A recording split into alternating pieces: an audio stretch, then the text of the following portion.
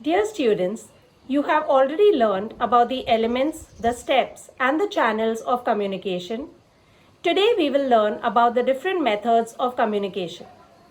A method is a way in which a person communicates, and it also becomes a part of the medium. For example, if Ravi is speaking over voice call with Harish, he may use a mobile phone as the medium, and the method he will use will include the language, the vocal expressions, etc. However, if Ravi speaks over a video call with Harish, then he will definitely use a mobile phone, a laptop, or a desktop as a medium. And again, he will be using the methods of language, vocal expression, and even facial expression. And he may also share pictures, graphs, etc. So students, a method is very important, and we need to identify the appropriate method before we communicate. So let us study the types of methods.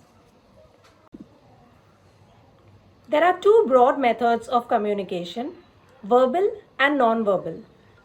Verbal means use of language. However, on a daily basis, colloquially, we sometimes think of verbal as oral. But use of language includes both oral and written communication. Therefore, there are two types of the verbal method, oral communication and written communication. The other method is non-verbal.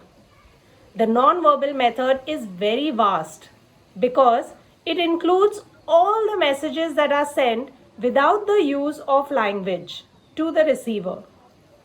The non-verbal method is a very powerful way of communicating. Let us first take a look at verbal communication. The four basic skills required in the order of importance are as follows: listening, speaking, reading, and writing.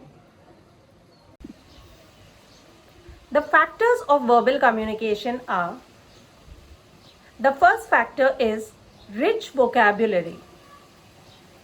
Words play a very important role in how we communicate and in how the receiver interprets the message. Do you know that simple words and words which are positive in nature have a very desirable effect on the receiver, and we also get very positive feedback in return? The second factor is a variety of sentence structures. Now let's take a look at some examples.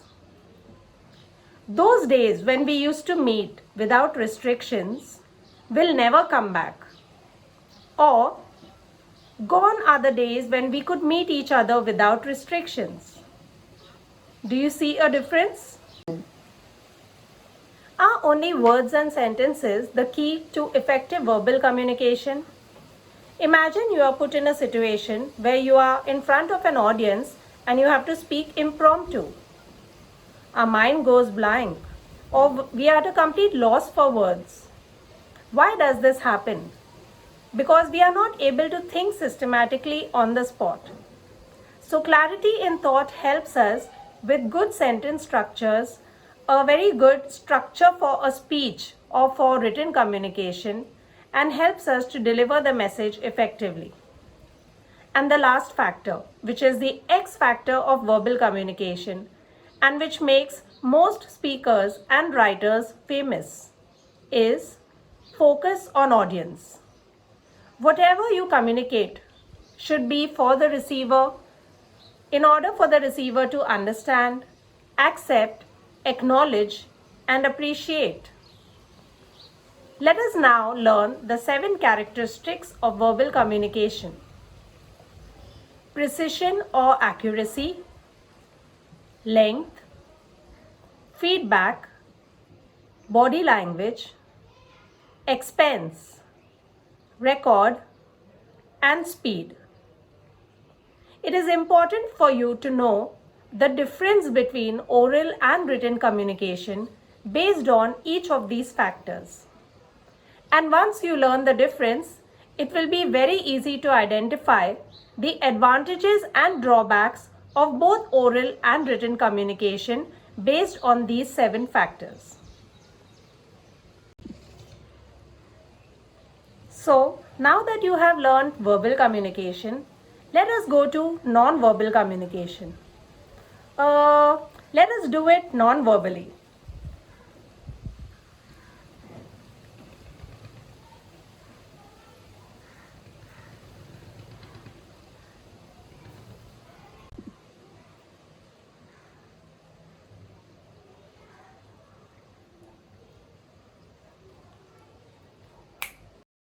I used a very few expressions and gestures to tell you something about non-verbal communication. But this method is not so simple. It is very vast. And to understand the characteristics and all the types that fall under the non-verbal method, please look at the slides that follow in 3 parts. Wish you luck.